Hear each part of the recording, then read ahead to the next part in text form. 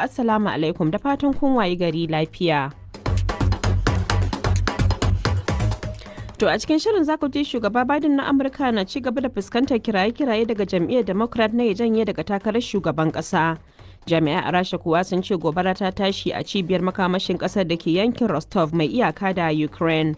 'Yan Najeriya kuwa na ci gaba ne da bayyana wahalar da suke sha sakamakon rashin man fetur da kuma tsadarsa.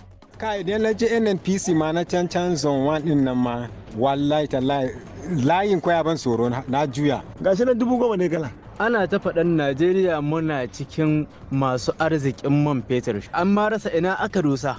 Masana sha'anin yankin Sahel kuwa sun ce abin da kamar wuya wakilin kungiyar ECOWAS shawo kan kasashen Mali da Nijar da Burkina Faso masu da suke kokarin ficewa daga kungiyar.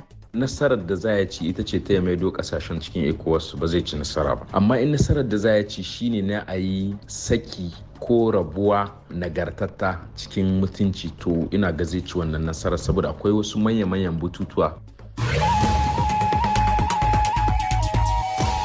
Za kuma mu je kasar Ghana muna kuma dauke da labarin wasanni amma sai mun fara da labaran duniya sunana Badriya Tijjani Kalarawi.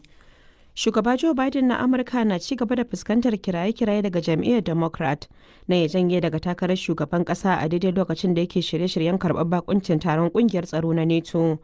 Na baya-bayan nan dai a wannan kira shine babban jigo a majalisar wakilai Adam Smith na jam'iyyar Democrat inda ya ce shugaban mai shekaru 81 ba shi da cikakkiyar lafiyar tsayawa takara.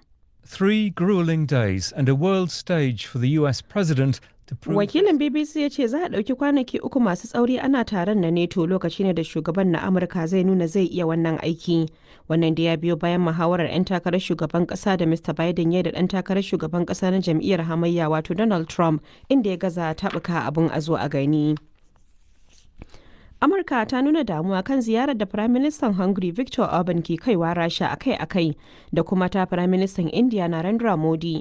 Mai magana da yawon ma'aikatar cikin gida Matthew Miller ya bayyana cewa a baya-bayan nan dukkan firaministocin biyu sun gana da shugaba Volodymyr Zelensky na Ukraine ya kuma buƙaci shugabannin su bayyana wa Moscow cewa duk wata hanya da za a bi domin kawo ƙarshen yakin da ke tsakanin Ukraine da Rashar dole ne a mutunta yankuna da iyakar Ukraine.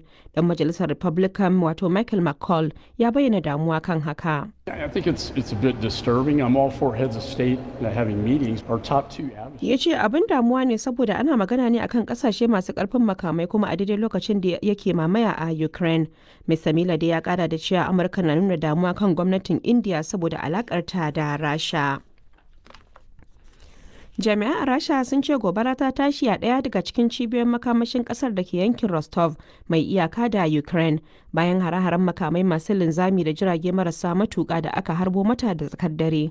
Gwamnan yankin Yavishlan Klavkov ya wallafa sako a shafinsa na Telegram cewa na'urar tsaron sararin samaniya ta Rasha ta kakkaɓo wasu daga cikin jirage marasa matuƙan. To amma kuma biyu daga ciki sun faɗa kan wurin rarraba wutar lantarki na cibiyar makamashin. Tun da fari dai sakatare janar na majalisar ɗinkin duniya Antonio Guterres ya yi Allah wadai da harin makamai masu linzami da Rasha ta harba Ukraine wanda suka yi ajalin sama da mutum 30 wasu kuma na kwanci a asibitin yara da ke birnin Kyiv. To labaran na zuwa muku ne daga nan sashen Hausa na BBC.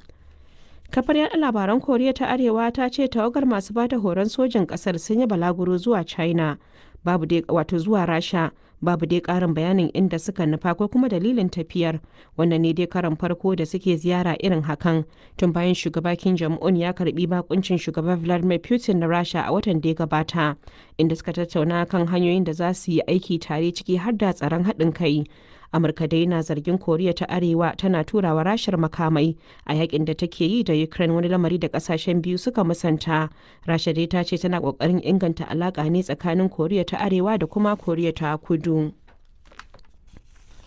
Gwamnatin Rwanda ta fitar da sanarwa bayan kawar da yarjejeniyar da suka cimma da tsohuwar gwamnatin Birtaniya kan masu neman mafaka. Sabon Firaministan Birtaniya na jam'iyyar Labour Keir Starmer ya bayyana yarjejeniyar a matsayin matacciya da aka binne ta tun ma kafin a fara.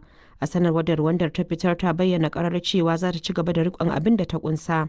Yarjejeniyar dai an yi ta ne domin rage kwararar baƙi 'yanci rani zuwa Birtaniya, wadda za ta sanya a maida dubban 'yanci rani masu neman mafaka zuwa Rwanda, da kuma za a kashe miliyoyin daloli kan haka, inda ta nan ne kuma za su bi matakan samun mafakar. Kuma Birtaniyar ta ware dala miliyan 370 domin wannan shiri. To ƙarshen labaran duniyar kenan.